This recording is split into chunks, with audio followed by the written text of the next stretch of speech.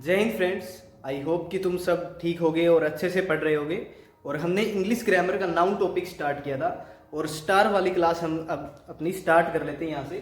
कल हमने पढ़ा था क्या, नाउन कंपाउंड हमने कल लास्ट पढ़ा था और उससे आगे हम पढ़ लेते हैं। देखिएगा, ध्यान से समझना इसको। अब स्टार लगा करके नेक्स्ट कॉन्सेप्ट हम पढ़ने वाले हैं, वो है क्या, जब भी हमें जैसे कि कई बार ये देखने को मिलता है कि पहले एक नाउन होता है और उसके बाद एक प्रेपोजिशन देखने को मिलती है और फिर उसके तुरंत बाद जस्ट आफ्टर एक हमें नाउन का यूज और देखने को मिल जाता है। कैसे? जैसे कि अब मैं एक एग्जांपल दूंगा, एक नहीं 2-3 एग्जांपल्स दूंगा, उससे अच्छे से समझ आएगा। तो ये जो नाउन, प्रेपोजिशन और फिर एक नाउन अगर इस तरह से तुम्हें देखने को मिल जाए तो फिर ये दिमाग में ये होता है ना कि इसका मीनिंग क्या है, इसका सिंगुलर प्लूरल क्या है, किस तरह से इसका मीनिंग चलता है, वो सारे कई टाइप के डाउट्स होंगे, वो बिल्कुल सारे अब एक साथ हम क्लियर कर लेंगे। सबसे पहले हम एक बात पे आते हैं इसकी कि क्या ये मीनिंगफुल होता है, क्या ये मीनिंगफुल होता है। अब सबसे पहला तुम्हारा जो डाउट होगा क्या ये मीनिंगफुल होता है, तो ये बिल्कुल ये मीनिंगफुल होता है, इसका एक एग्जैक्ट मीनिंग आता है। ठीक है, फिर अगर मीनिंग इसका आता है तो क्या, जैसे कि एक लॉजिक वाइज मीनिंग आता है, जैसे कि हम पढ़ते हैं कोई प्रेपोजिशन उसके बाद कुछ, तो उसमें प्रेपोजिशन का भी मीनिंग होता है, उसमें उसके नाउन का भी मीनिंग होता है। क्या इस टाइप से मीनिंग आएगा? नहीं, इसका जो रियल मीनिंग होगा वो कुछ और होगा और जो फिर एक और जो मीनिंग आता है जिसको हम मान के चलते हैं वो रियल मीनिंग हम नहीं लेके चलेंगे इसके अंदर। ठीक है, उसका रीजन भी है हमारे पास कि रियल मीनिंग क्यों नहीं लेके चलेंगे। तो फिर मीनिंग कैसा लेके चलेंगे? एक फिक्स्ड मीनिंग होगा उसका और वही हमें लेके चलना है और वही हमें मान के भी चलना है, वही ऑथेंटिक चीज है, लॉजिक वाइज भी वही है। ठीक है, तो किस तरह से इसका मीनिंग होगा?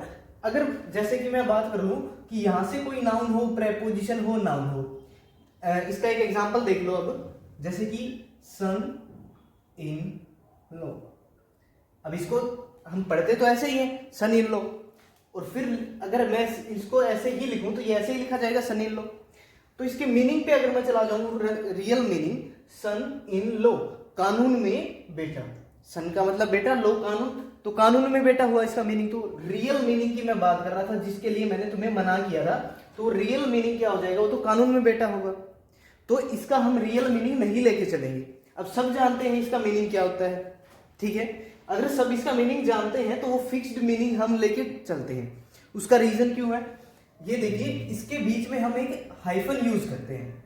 तुम भी देखते ही होगे, ऐसे नोटिस किया होगा तुमने कभी कि इसके बीच में एक हाइफन का यूज किया जाता है और वो हाइफन है वो हमें रोकता है इस चीज को कि जो रियल मीनिंग है वो डायरेक्ट मत पढ़ते चले जाइए। ये हाइफन है जो इंडिकेट करता है हमें कि इसका जो रियल मीनिंग है वो नहीं माना जाएगा, हमें इसका फिक्स्ड मीनिंग लेके चलना है। इतनी बात तो क्लियर होगी कि मीनिंग कैसे क्या है।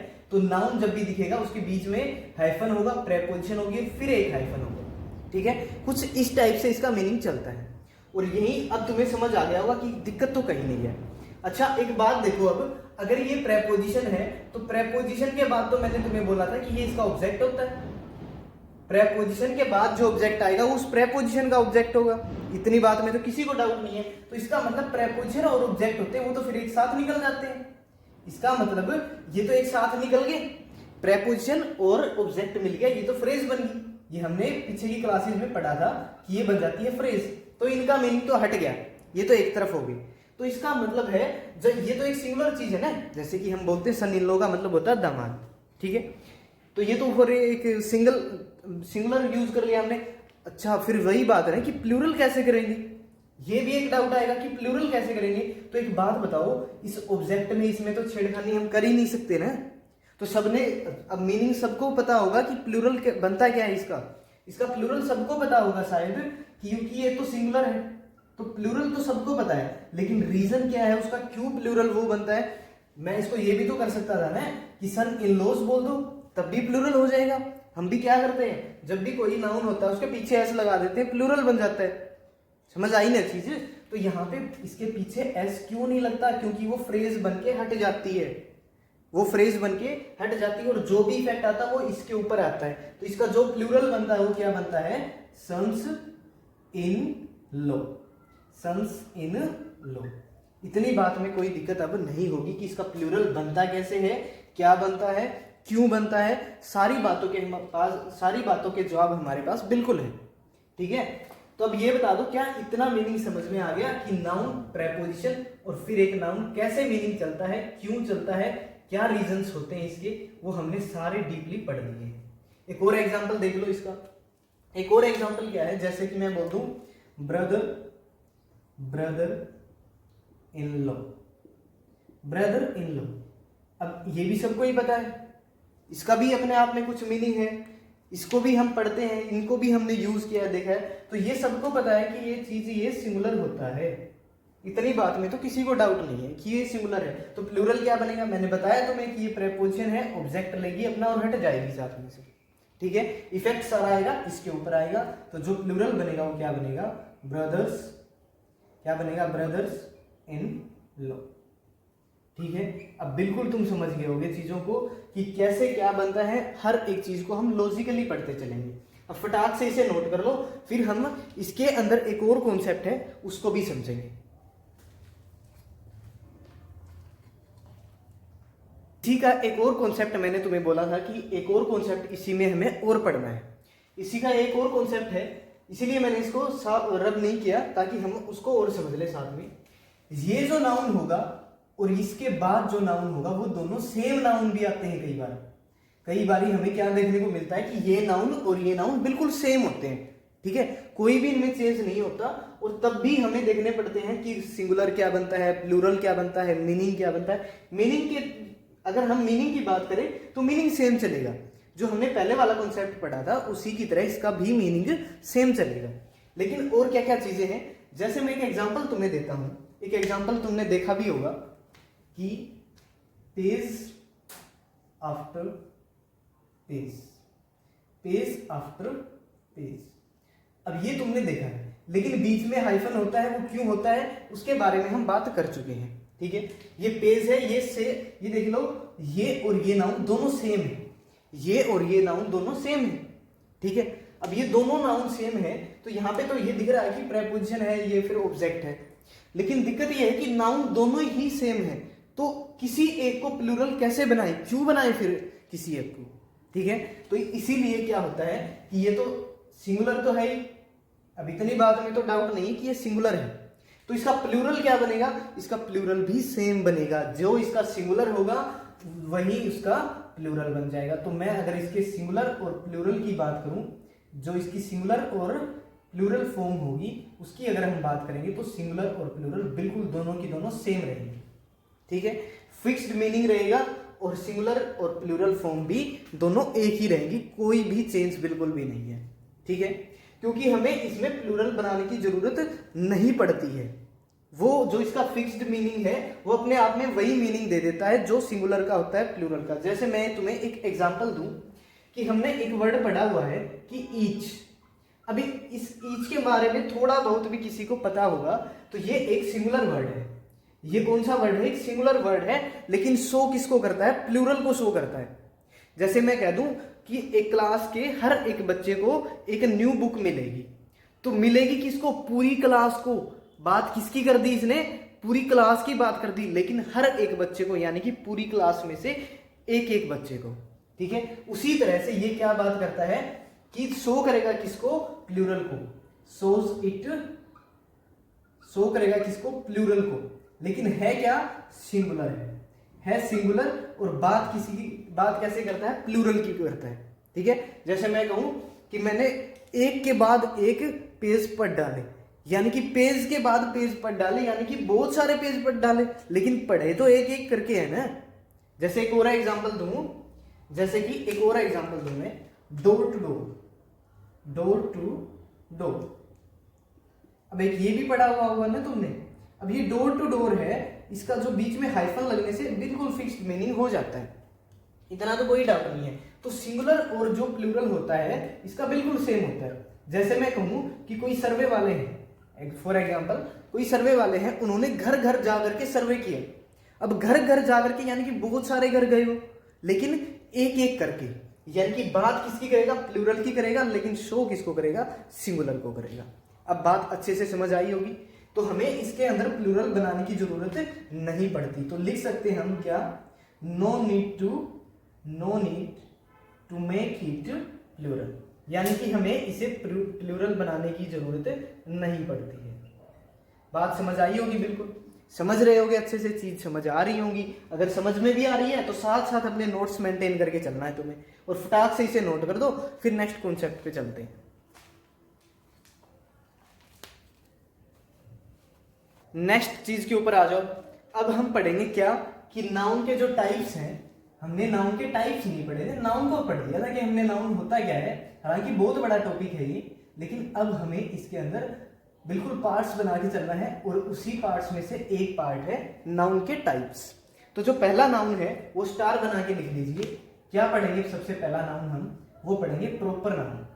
अब प्रॉपर नाउन के बारे में हमें बिल्कुल प्रॉपर तरीके से ही पढ़ना है, बिल्कुल डीपली, तो पूरा मतलब मीनिंग पता हो हमें कि प्रॉपर नाउन क्या होता है। कोई हमसे पूछ ले प्रॉपर नाउन क्या होता है, कई बार हम बिल्कुल ये डायरेक्टली जवाब दे देते हैं, जैसे किसी का भी नाम ले दिया ये प्रॉपर नाउन है। तो वो एक हमें एक्सप्लेन कैसे करना है उस चीज को, वो बिल्कुल देखेंगे कि हमें इस चीज के बारे में कितनी नॉलेज हो।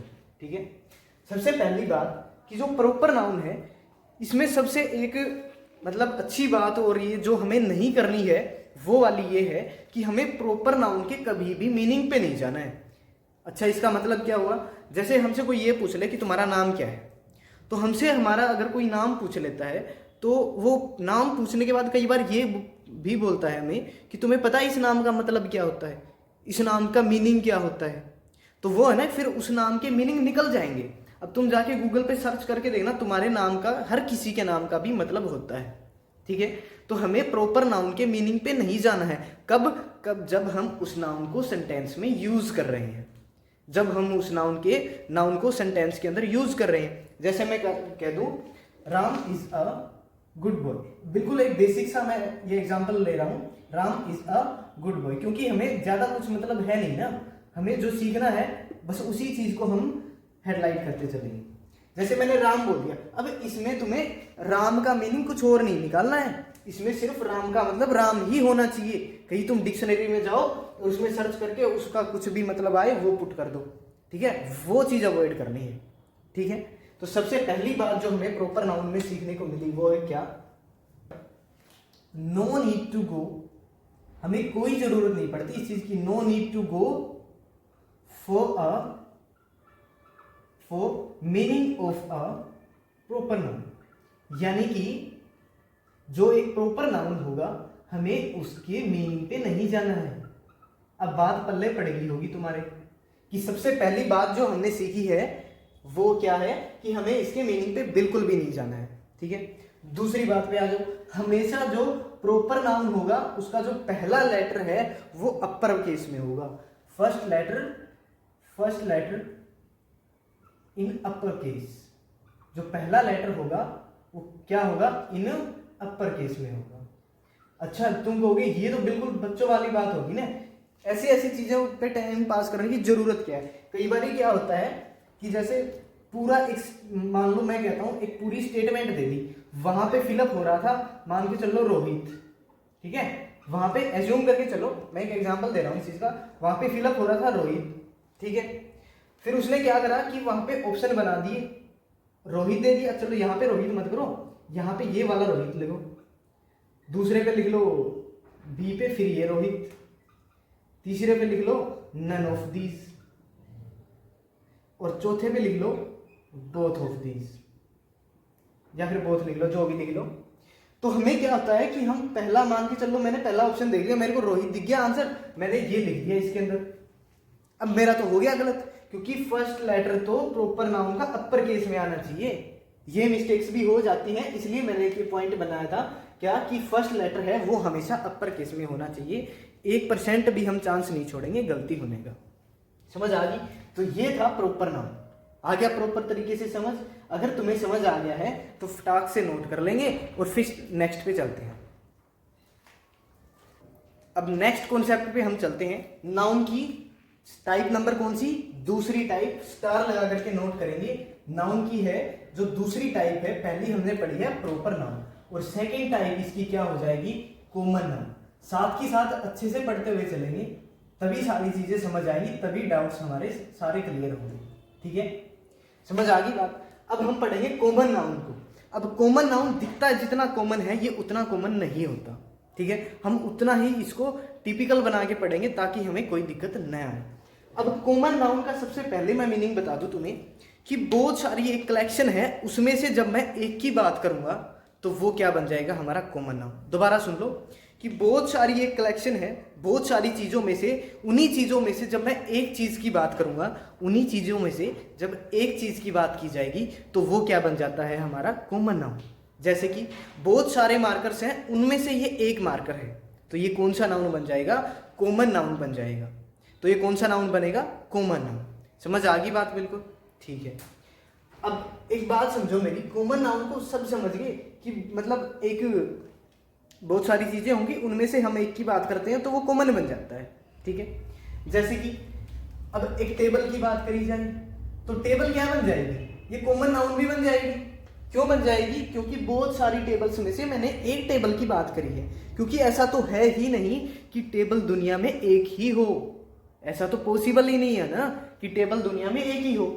फॉर एग्जाम्पल कहाँ हम गलतियां करते हैं, जैसे कि मैं कह दूं he is teacher, he is teacher. अब ये इलॉजिकल चीज होगी, क्यों होगी, क्योंकि दुनिया में केवल एक ही टीचर थोड़े है, बाकी सारे टीचर्स में से उस एक टीचर की, एक पर्टिकुलर टीचर की बात की गई है। समझ आ गई, तो ये चीज हो जाएगी गलत। अगर मैं इसे कह दूं ही इज अ टीचर, तब ये बिल्कुल हमारा मतलब कि लॉजिकल चीज होगी, इसमें कोई दिक्कत नहीं है। अब तुम कहोगे क्या यहाँ पे हम, ये फिर तो रट्टे वाली बात होगी कि कॉमन नाउन से पहले आर्टिकल का यूज कर लो। मैंने कब कहा आर्टिकल का यूज कर लो, हमें ये रट के नहीं चलना कि सिर्फ आर्टिकल ही यूज कर लो।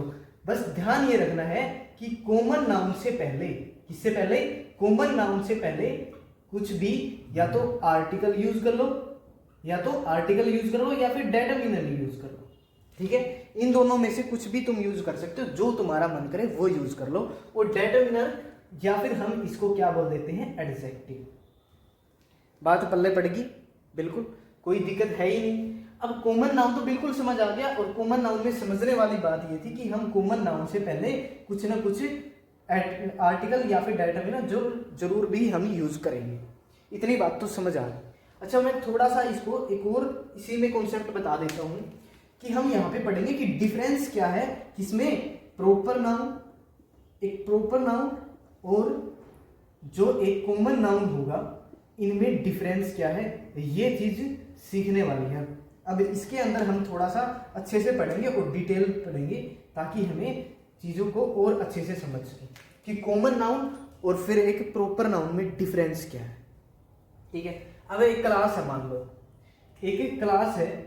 अच्छा, पहले इसमें एक और चीज समझ लो तुम, वो है क्या कि एक प्रॉपर नाउन है, उसका क्या सिंगुलर और प्लूरल दोनों पॉसिबल हैं। ये जवाब तुम सोचोगे अपने दिमाग में, तब तक मैं पहले इसमें भी लिख सकता हूँ, क्योंकि सिंगुलर और प्लूरल तो इसका भी हमें देखना है कि बनेगा या नहीं बनेगा, ठीक है। अब अपने दिमाग में ऑनेस्टली ये पूछ के देखो, क्या प्रॉपर नाउन का सिंगुलर और प्लूरल दोनों पॉसिबल हैं। अगर किसी का आंसर आया है कि दोनों पॉसिबल हैं तो वो बिल्कुल गलत है।